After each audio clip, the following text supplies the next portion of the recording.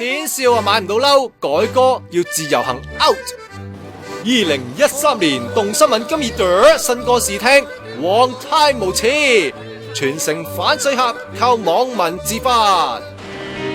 黃要揾錢，全國瘋癲，跨境唱片搶奶有辦法，還信有錢比叫有奉獻，行騙港九，連貨都睺，一車一車塞爆了地鐵，或撞老清又冇道歉。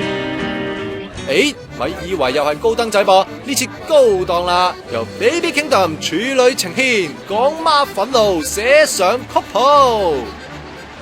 如果命運能選擇，但願香港那個市長官計劃我主宰，人不就是唔克儉，日日聽官說廢話，講馬細路全部都引咎。點知港媽受害啊？腰纏萬貫嘅天少都避唔過，梗係唔係搶奶粉啦？講笑話，我自己買褸我都可能件褸俾人買轉咗貨啦。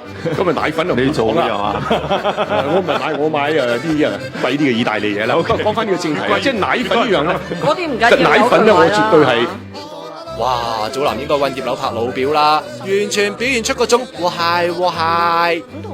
仲有毛姑姑啊，認真無辜啦，試件套裝照緊鏡啫嘛，有個自由行指住話有衣會樣㗎。哎呀，毛姑姑即刻換衫走人，唔肯同自由行着同一款衫啊！唔知佢嗰陣時有冇講？傻的嗎？咁